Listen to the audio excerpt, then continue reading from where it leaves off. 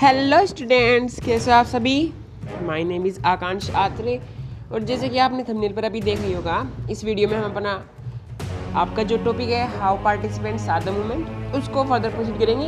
ये इस टॉपिक में मैंने 2 वीडियोस बनाई हैं। इसका सेकंड पार्ट है, जिसका फर्स्ट पार्ट था उसका लिंक, उस वीडियो का लिंक आपको डिस्क्रिप्शन बॉक्स से नीचे मिल जाएगा। ठीक है, तो चलिए आप रेडी हो जाइए, इस टॉपिक को शुरू करते हैं, इसको आगे बढ़ाते हैं। चलिए देखते हैं। तो मेरे प्यारे स्टूडेंट्स, जैसे कि आप जानती हो, हमने जो इससे प्रीवियस वीडियो थी, इस वीडियो से प्रीवियस वीडियो, उसमें क्या टॉपिक डिस्कस किया था, how participants are the movement. ये तो हमने इससे प्रीवियस वीडियो में आधा ही टॉपिक पढ़ा था, क्योंकि एक लेंथी टॉपिक था, इसलिए मैंने आपको कहा था मैं इस टॉपिक पर 2 पार्ट्स बनाऊंगा। इसका जो फर्स्ट पार्ट है, आपको उसका लिंक मैंने आपको इस वीडियो में डिस्क्रिप्शन बॉक्स में दे दिया है, उससे आगे हम पढ़ेंगे। मैं आपको एक हल्का हल्का रिवाइज कर देता हूँ थोड़ा सा कि इससे प्रीवियस वीडियो में क्या पढ़ा था। How participants are the movement, इसका मतलब है, अगर आपने चैप्टर अच्छे से पढ़ा है आप जानते होंगे मूवमेंट, किस मूवमेंट की बात की गई है यहाँ पर। जैसे कि मैंने आपको पहले बताया था, यहाँ पर आपकी सिविल डिसोबीडियंस मूवमेंट की बात की गई है। तो सिविल डिसोबीडियंस हमने पूरा पढ़ने के बाद हम उसमें देख रहे थे कि अब कौन कौन से लोगों ने, कौन कौन से अलग सोशल ग्रुप्स ने उसमें आकर हिस्सा लिया। सबसे पहले जो इससे प्रीवियस वीडियो थी, हमने उसमें 2 चीज़ के बारे में पढ़ा था, यानी 2 लोगों के बारे में पढ़ा था। पहली जो कम्युनिटी थी जिन्होंने मूवमेंट में हिस्सा लिया वो थी रिच पीजेंट कम्युनिटीज़, और दूसरी थी पुअर पीजेंट कम्युनिटी। इन 2 के बारे में डिटेल में हम पढ़ चुके थे। रिच पीजेंट कम्युनिटीज़ क्या कर रहे थे, वो मांग कर रहे थे ब्रिटिशर्स से कि उनकी जो रेवेन्यू है, डिमांड है, यानी एक तरह से लगान है, उसको कम किया जाए। इसलिए उन्होंने सिविल डिसोबीडियंस मूवमेंट में आकर हिस्सा लिया था।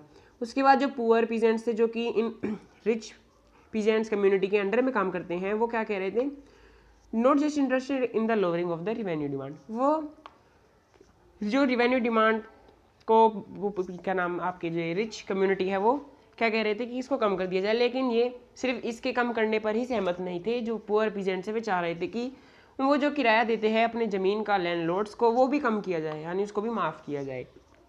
ऐसा होने पर जो ब्रिटिशर्स थे उन्होंने तो इस बात को एक्सेप्ट ही नहीं किया, लेकिन जो रिच आपकी पीजेंट कम्युनिटी थी वो भी इसके खिलाफ थी।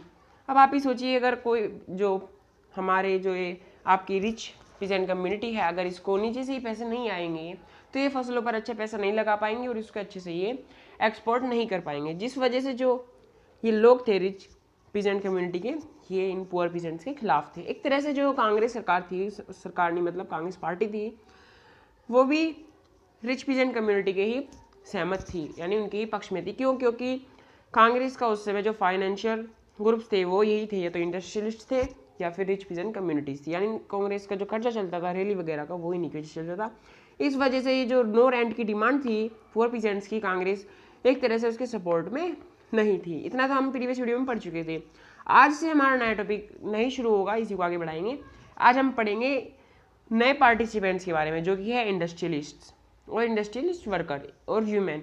इन सभी के बारे में इस वीडियो में पढ़ेंगे। तो आपने एनसीईआरटी की बुक तो ले ली होगी अब तक अपने पास, और साथ में एक पेंसिल भी ले लीजिए।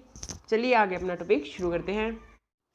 What about the business classes, how did they relate to civil disobedience movement. 2 classes के बारे में तो हम पहले ही पढ़ चुके हैं। कौन कौन सी? Rich peasant communities and poor peasant communities. अब जो नई क्लासेस आएंगी वो कौन सी होंगी, मैं आपको पहले ही बता देता हूँ। पहले होंगे हमारे इंडस्ट्रियलिस्ट, यानी उद्योगपति, जो जिनके पास इंडस्ट्री है, यानी जो छोटे छोटे लोगों को अपने यहाँ पर एम्प्लॉयमेंट यानी रोजगार देते हैं। फिर उनके बाद हम फोर्थ क्लास होगी हमारी, होगी इंडस्ट्रियलिस्ट वर्कर्स। ठीक है, how did they relate to civil disobedience movement, उन्होंने सिविल डिसोबीडियंस मूवमेंट को कैसे रिलेट किया, कैसे समझा, कैसे अपनाया, ये एक सवाल है। उसको आज हम जवाब जो इसका है वो आगे पढ़ेंगे। ठीक है, during the first world war Indian merchants and industrialists had made huge profit and become powerful. अगर आपकी याद हो, जब मैंने आपको फर्स्ट वर्ल्ड वार का टॉपिक पढ़ाया था, उसमें क्या हुआ था, उसमें जो हमारे जो छोटे छोटे व्यापारी थे, इंडस्ट्रियलिस्ट थे, उन्होंने क्या किया, उन्होंने अपने पूरे हमारे इंडिया में, और इंडिया क्या किया, अपना जो एक तरह से व्यापार था, अपना इंडस्ट्रीज थी, उनको आगे बढ़ाया, यानी उनको अच्छे से उनकी जड़ें मजबूत बना ली। इंडिया में अपना बिजनेस एक अच्छी तरह से सेटअप कर लिया था, बिल्डअप हो गया था, और वो हमारे इंडिया में चारों तरफ अच्छे से फल फूल रहा था फर्स्ट वर्ल्ड वार के दौरान। ऐसा क्यों? क्योंकि जो ब्रिटिशर्स थे फर्स्ट वर्ल्ड वार के दौरान, सेंट्रल पावर्स और एलाइड पावर्स के बीच में युद्ध हुआ था, मैंने आपको बताया था। एक तरह से उनका पूरा ध्यान युद्ध में लग गया था, यानी उनका बहुत सारा खर्चा हो गया था डिफेंस में भी। तो इस वजह से जो हमारे इंडस्ट्रीज थी इंडिया में, उन्होंने क्या किया, उन्होंने थोड़ा थोड़ा अपना जड़ें मजबूत करनी शुरू कर दी और वो एक तरह से प्रॉफिट भी कमाने लगे। Keen on expanding their business, they now reacted against colonial policies that restricted business activities. अब होता क्या है, जब वो अपना बिजनेस बढ़ा रहे थे उसी समय they now reacted against colonial policies. अब क्या होता है, अब उन्हें जो कॉलोनियल पॉलिसीज थी उन सभी का विरोध झेलना पड़ता है। अब वो अपने पांव फैला रहे हैं तो जाहिर सी बात है दूसरे को दिक्कत होनी है। तो जो ब्रिटिशर्स की कंपनीज थी उनको दिक्कत होने लगी और होता क्या है, फिर उन्होंने कुछ ऐसी कॉलोनियल पॉलिसीज बनाई। कॉलोनियल मतलब किसी एक स्पेसिफिक रीजन में पॉलिसीज बनाई, डेवलप की, जिस वजह से रेस्ट्रिक्टेड बिजनेस एक्टिविटीज, जो कि हमारे जो बिजनेस एक्टिविटीज थी उनको एक तरह से उनकी एक सीमा बना दे, यानी उनको एक तरह से लगाम बनाकर रख दी, यानी उनको आगे बढ़ने से रोकने की पूरी कोशिश कर रहे थे। They wanted protection against imports of foreign goods. थे कौन, हमारे जो इंडस्ट्रियलिस्ट थे, wanted protection against imports of foreign goods. वो क्या चाहते थे, वो अपना जो आयात है, इम्पोर्ट है गुड्स का, चीज़ों का, सामानों का, उसको एक तरह से चाहते थे कि वो बिल्कुल से सही में रहे, यानी उसमें कोई भी दिक्कत ना आए, वो आराम से अपने चीज़ों को, गुड्स को एक्सपोर्ट कर सके विदेश में किसी बिना तकलीफ के। And rupees sterling foreign exchange ratio that would discourage imports.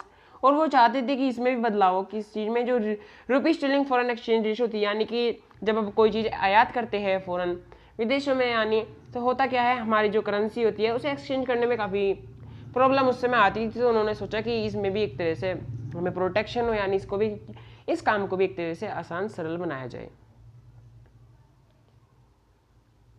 अब आगे क्या होता है, to organise business interest they form the Indian industrialist and commercial Congress in 1920। अब होता क्या है, अपने ही बिजनेस को बढ़ाने के लिए इंडिया में इंडस्ट्रियलिस्ट ने क्या किया, कुछ पार्टीज का गठन किया, Indian industrialist and commercial Congress in 1920। 1920 में Indian industrialist and commercial Congress ये बनाया गया। And the Federation of Indian Chamber of Commerce and Industries FICCI, और 1927 में इसका निर्माण किया गया। ऐसा क्यों किया गया था, ये इस वजह से किया गया था ताकि वो अपना प्रोटेक्शन पा सके इंपोर्ट्स ऑफ फॉरेन गुड्स के खिलाफ and rupee sterling foreign exchange ratio के खिलाफ। Led by prominent industrialist like Purshottam Das. और इनके जो एक तरह से लीडर्स थे जिनके द्वारा ये चलाई जा रही थी वो कौन थे, परसोत्तम दास, ठाकुरदास एंड GD बिरला।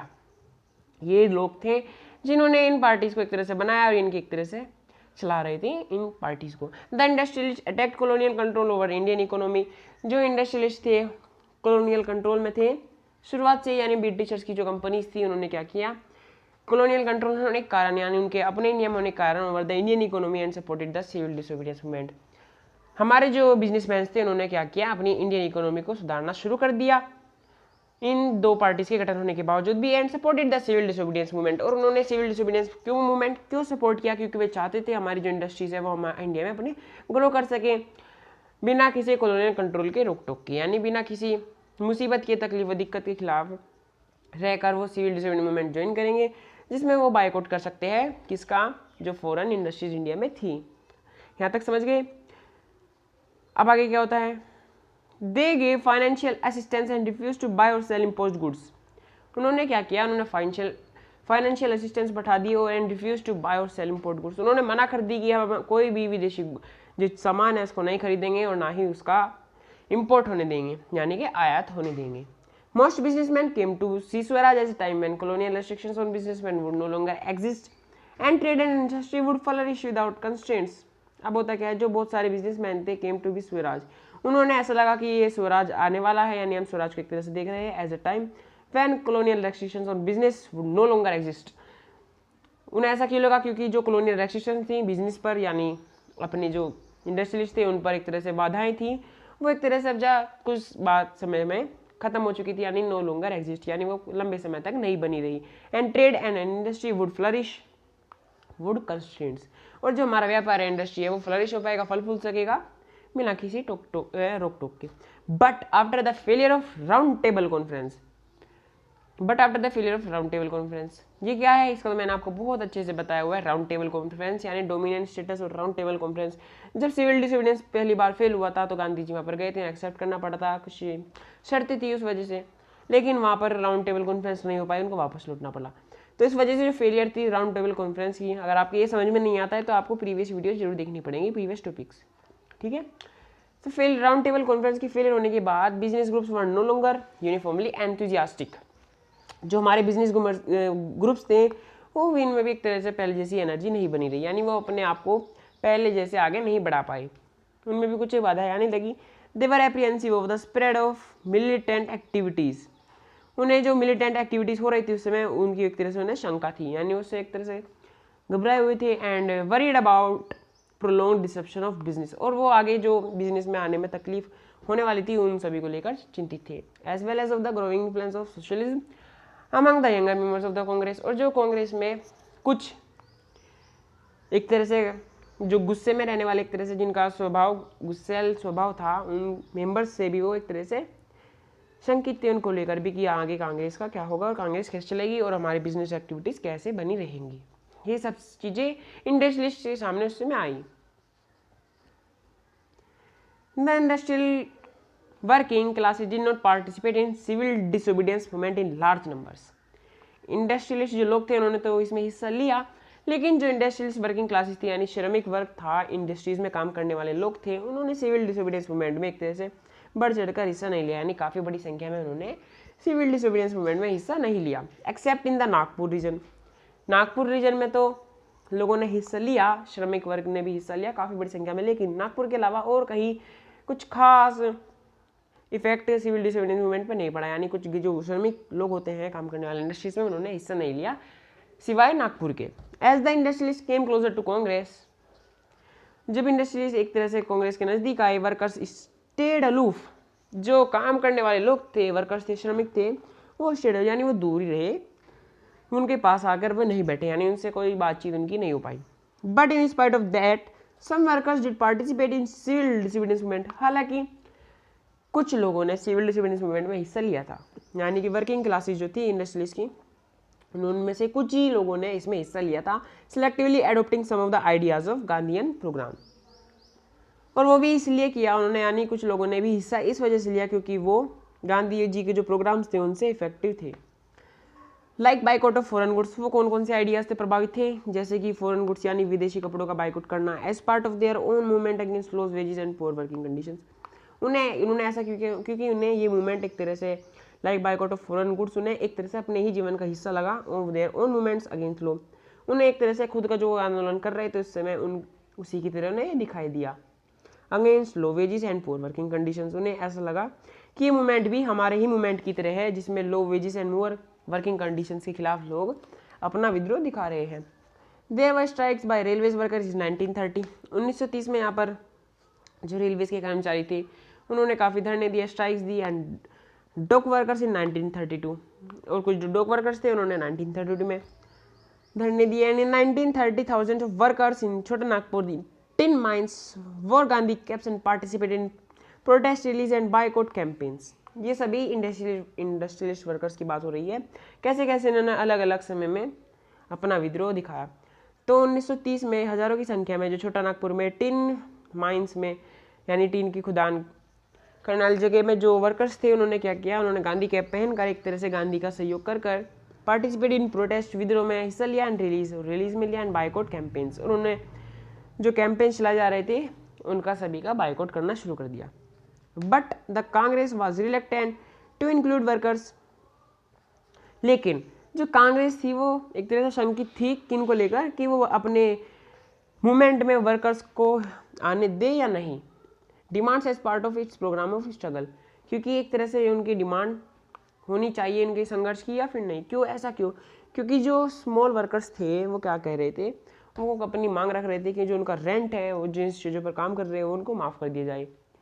लेकिन कांग्रेस पार्टी जो थी वो किसके समर्थन में थी, वो इंडस्ट्रियलिस्ट या फिर बड़े बड़े जो बिजनेसमैन थे उनके सपोर्ट में थी, इसलिए उन्होंने छोटे जो वर्कर्स थे उनकी बात नहीं सुनी थी, क्योंकि उनका फाइनेंशियल जो कुछ भी था, फाइनेंशियल ग्रुप जो भी कुछ भी थे वो इंडस्ट्रियलिस्ट थे या फिर बड़े बिजनेसमैन थे। It felt that this would alienate industrialist and divide the anti imperial forces, और ऐसा देखकर इस लग रहा था कि जो इंडस्ट्रियलिस्ट है उनके बीच में जो एंटी इंपीरियल फोर्सेस है यानी कि साम्राज्यवादी विरोधी ताकतें हैं उनके बीच में एक तरह से फूट पड़ जाएंगी। ये तो हो गई सारी बात आपके इंडस्ट्रियलिस्ट और इंडस्ट्रियलिस्ट वर्कर के बीच में। जैसे कि हमने rich peasant communities and poor peasant communities के बारे में देखा था कि इनमें आपस में ही लड़ाई रहती थी, सेम उस तरीके से इंडस्ट्रियलिस्ट एंड इंडस्ट्रियलिस्ट वर्कर्स के बीच में यहाँ पर भी एक तरह से घमासान आपस में चलता रहा। कांग्रेस पार्टी फिर से शंकित में रही कि हमें किसका सपोर्ट करना चाहिए और किसको अपने मूवमेंट में हिस्सा लेना चाहिए। ये सब चीज़ें थी, यानी 4 ग्रुप्स के बारे में हम पढ़ चुके हैं कि उन्होंने सिविल डिसोबीडियंस मूवमेंट में कैसे हिस्सा लिया। थोड़ा सा टॉपिक और रह गया है। अब आता है इसका इंपॉर्टेंट पार्ट, जिसमें हमारी जो वीमेन है, महिलाएं हैं, वो भी अब इसमें कैसे हिस्सा लेती है, उनको भी देख लेते हैं। Another important feature for the civil disobedience movement was the large scale participation of women. एक तरह से जो अनदर फीचर है जिसमें सिविल डिसोबीडियंस मूवमेंट ने हिस्सा लिया, वो कौन कौन थे? वो था लोगों का, महिलाओं का एक तरह से भारी संख्या में इसमें हिस्सा लेना। During Gandhi ji salt march, thousands of women came out of their homes to listen to him. Salt march के दौरान यानी दांडी मार्च के दौरान, ये टॉपिक भी हमने बड़े अच्छे से पढ़ा हुआ है। Thousands of women came out of their homes to listen him. हजारों की संख्याओं में महिलाएं घरों से बाहर निकली, किसके लिए? गांधी जी को सुनने के लिए, उनके आंदोलन को सुनने के लिए। दे पार्टिसिपेटेड इन प्रोटेस्ट मार्चेस, उन्होंने जो विद्रोह मार्च हो रहे थे उन सभी में भी हिस्सा लिया। मैन्युफैक्चर्ड साल्ट, उन्होंने मैन्युफैक्चर साल्ट किया। दरअसल जो साल्ट मार्च था उसमें था, असल में था क्या? उसमें था मैन्युफैक्चर साल्ट। ऐसा क्यों? क्योंकि वो दिखाना चाह रहे थे किसको? ब्रिटिशर्स को। गांधी जी ने शुरुआत में ही साल्ट वहाँ पर पहुँचते ही खुद से उबाल कर बनाया था, तो यानी वो दिखाना चाह रहे थे कि अब हम फॉरेन गुड्स को क्या नाम एक तरह से बायकॉट करेंगे, अब उनकी मनमानी यहाँ पर नहीं चलेगी। मैन्युफैक्चर साल्ट किया, यानी उन्होंने घर से बाहर निकले और साल्ट बनाना शुरू किया। And picketed foreign clothes and liquor shops, और जो फॉरेन क्लोथ्स की दुकानें थी और लिकर शॉप्स की दुकानें थी। लिकर शॉप्स की मतलब आपकी एक तरह से आपके मन में जो लड्डू फूटे लगते हैं शॉप को लेकर, यानी जो शराब की दुकानें होती है, ठेके होते हैं, उन सभी के बाहर अपने धरने देने शुरू कर दिए, यानी बाहरों में उन्होंने दुकानों के बाहर बैठकर जमघट लगाना शुरू कर दिया। मैनी वेंट टू जेल, और उनमें से कई महिलाएं एक तरह से जेल में भी गई। In urban areas these women were from high cast families, जो अर्बन एरियाज थे यानी कि शहरी क्षेत्र था, उसमें क्या था? जो महिलाएं थी वो हाई कास्ट फैमिली से बिलोंग करती थी। जाहिर सी बात है, वो महिलाएं शुरुआत में जो रिच पीपल होते थे एक तरह से वही सपोर्ट करते थे। In rural areas they came from rich peasant house holds, यानी जो महिलाएं थी उन्होंने, चाहे वो रूरल एरिया हो या फिर अर्बन एरिया हो, दोनों ही एरियाज में रिच बैकग्राउंड से वो बिलोंग करते थे। Moved by Gandhi ji call they began to see services to the nation as a sacred duty of women. आगे चलकर जो गांधी जी की एक तरह से पुकारने पर उन्होंने क्या किया? उन्होंने अपने सर्विसेज यानी काम करना शुरू कर दिया। किसके लिए? अपने राष्ट्र के लिए। As a sacred duty of women, उन्होंने ऐसा इसलिए किया कि उन्हें लग रहा था कि हमारा एक तरह से धर्म है अपने नेशन के प्रति, अपने राष्ट्र के प्रति काम करने के लिए। Yet this increased public role did not necessarily mean any radical change in the way of position of women was visualised. हालांकि जो महिलाओं की समय में स्थिति थी, रोल था एक तरह से सिविल डिसोबीडियंस मूवमेंट में, वो खासा कुछ असर डाल नहीं पाया महिलाओं के जीवन काल में, यानी उनके रहन सहन में एक तरह से महिलाएं जैसे शुरुआत में थी वैसे ही बनी रही। उनका जो लाइफ स्टाइल था उसमें काफ़ी कोई चेंजेस नहीं आए। Gandhi ji was convinced that it was the duty of women to look after home and her be good mothers and good wifes. Gandhi ji ने कहा कि ये तो महिलाओं की ड्यूटी होती है कि वो अपना घर भी संभाले और अपने घर के बाद, अपने काम के बाद एक तरह से अपना माँ का अच्छा रोल निभाए और पत्नी का अच्छा रोल निभाए। And for a long time, the Congress was reluctant to allow women to hold any position of authority within the organization. अब क्या होता है? And for a long time of the Congress, लंबे समय तक, हाँ लंबे समय तक कांग्रेस ने क्या सोचा कि वो reluctant to allow the women, यानी उन्होंने एक तरह से वुमेन को, जो महिलाएं थी उनको शंकित थे उनको लेकर कि उन्हें अपने कांग्रेस पार्टी में पोजीशन देनी चाहिए या फिर अथॉरिटी देनी चाहिए ऑर्गेनाइजेशन में या फिर नहीं, यानी एक तरह से कांग्रेस पार्टी ही इनके सपोर्ट में नहीं थी कि इनका लाइफ स्टाइल चेंज हो, यानी हमारी महिलाएं आगे बढ़ पाए। साफ साफ अगर मैं आपको कहूँ, इट वाज कीन only on their symbolic presence, वो तो सिर्फ और सिर्फ वो मतलब कांग्रेस जो पार्टी थी वो सिर्फ और सिर्फ किसको लेकर खुश थी? वो चाहते थे कि बस महिलाएं हमारे प्रोटेस्ट में हिस्सा ले, बस इतना ही काफ़ी है। एक तरह से प्रतीकात्मक रोल वो अपना निभाए, यानी एक तरह से इमेज आप समझ सकते हो कि बस अपना पार्टी में प्रोटेस्ट में हिस्सा लिया वही बहुत है, उनको हमारे पार्टी में काम करने की या फिर कंट्री चलाने की कोई ज़रूरत नहीं है। ये सब तो हाउ पार्टिसिपेट सादा मूवमेंट, इस सब टॉपिक क्लियर हो चुका है। सिविल डिसोबीडियंस मैंने बहुत अच्छे से आपको पढ़ाया था डिटेल में।